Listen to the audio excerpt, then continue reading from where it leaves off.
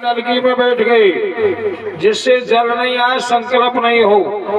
बामन भगवान समझ गए कि दुष्ट अब भी दान करने में रोक लगा रहे। सो प्रभु ने एक कुशा उठाई और राजा बलि को दीनी, ले भैया इस नली में कुछ लग गया है, जिसे साफ कर दो। सो जैसे ही ये कुशा दीनी तो गुरु जी का एक बाजार बंद हो गया, खून निकलने लगा।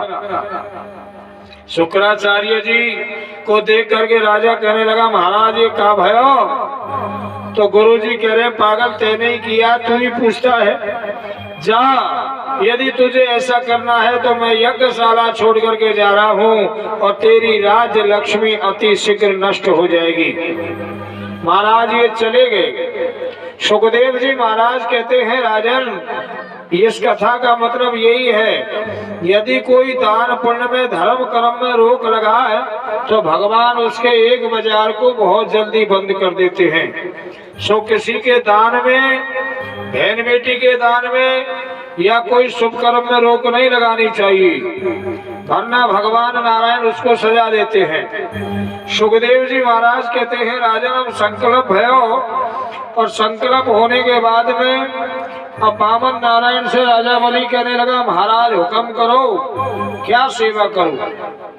बामन भगवान कहने लगे, देख भैया, ना हाथी चाहिए, ना घोड़ा चाहिए, ना राज चाहिए, हमें भजन करने के लिए हमारे पग से नाप करके 3 पग भूमि का दान चाहिए।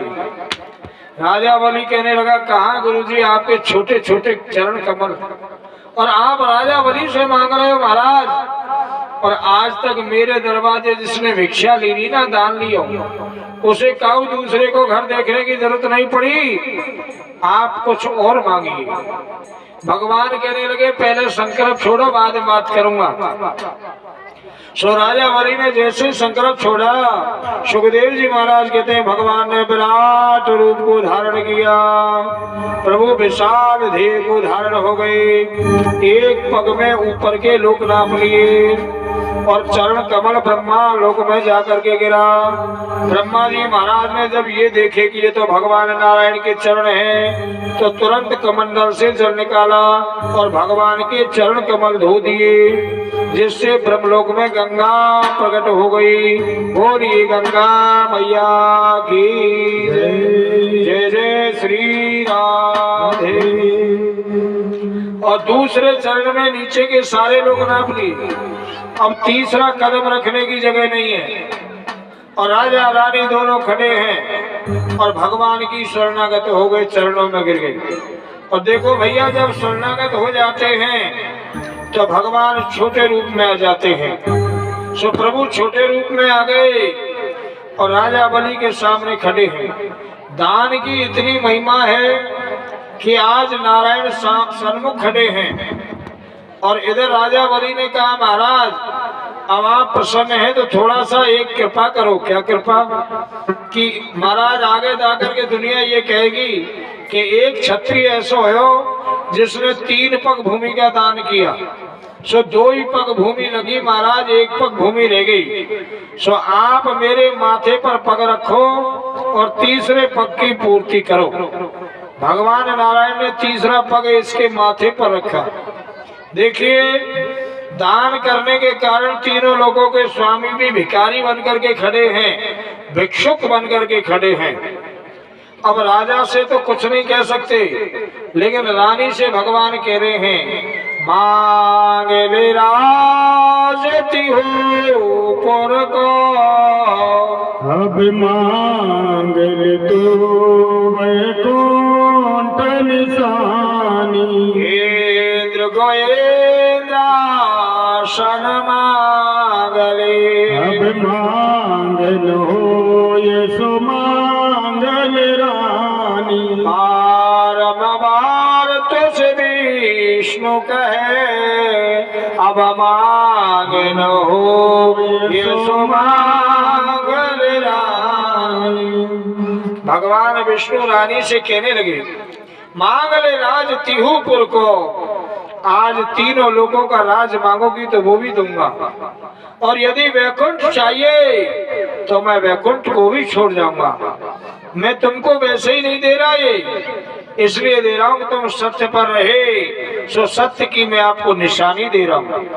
बारंबार तो से विष्णु कहे, बार बार तो से विष्णु भगवान कह रो है मांग न हो सो मांग ले रानी, आज जो मांगना है वो मांग लीजिए। अब रानी ने बड़ा सुंदर जवाब दिया और गुरु जी से कहने लगी, हरियल भूमि जो त्याग दई, तेरे पलट कर कीनन नानी, जग विजुरे को छोड़ गई, निज पति देखत शास्त्रों की नाई, कब के प्रभु तुम दानी भये, मम पति पसारत बाहे, उलट के गंग पछासु बहे, ऐसे मंगतन से हम मांगत नाही। रानी कहने लगी, हरियल भूमि जो त्याग दई।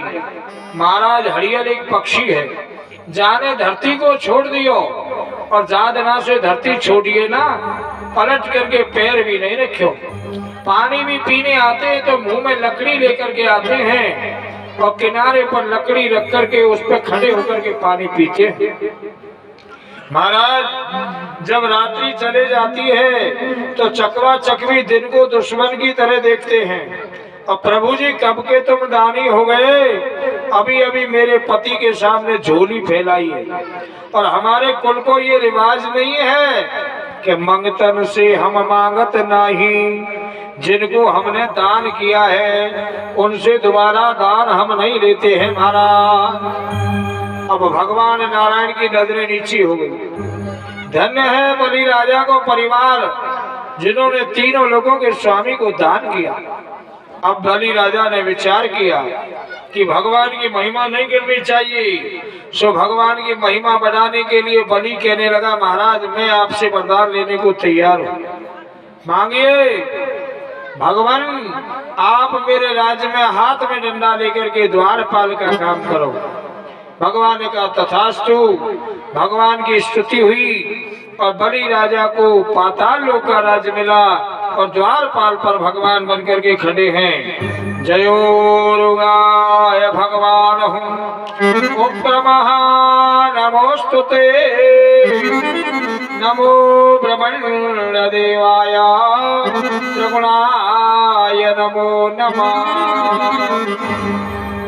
महाराज हाथ में डंडा लेकर के और द्वारपाल बनकर के भगवान खड़े हैं। लंबे समय तक द्वारपाल बनकर के खड़े रहे। ये दान की महिमा भगवान को भी दरवाजे खड़ा कर दिया।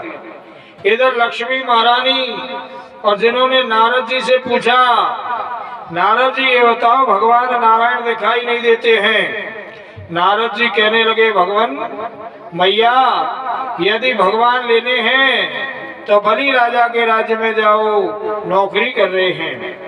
लक्ष्मी महारानी बहन बनकर के अब बलि राजा के दरवाजे आ रही है। देखिए भैया बहन होना जरूरी है। राजा बलि के पास में सर्वानंद था, हाथी घोड़ा नौकर चाकर जमीन जायदाद सब चीज थी, लेकिन बहन नहीं थी। और जिस दिन राखी का त्योहार आता, रक्षाबंधन आती, उस दिन महाराज बलि राजा रोता था। अब परमात्मा से ये प्रार्थना करता है, हे नारायण एक बहन मुझे भी देनी चाहिए थी, जिससे मेरे हाथ में राखी बांधे और आशीर्वाद दे और मैं भी जो है आनंदित हूँ। सो आज राखी को दिन है और बलि राजा सिंहासन पर बैठे बैठे रो रहे हैं और लक्ष्मी महारानी बहन बनकर के और अब राजा बलि के दरवाजे आ रही है। बोली बामन भगवान की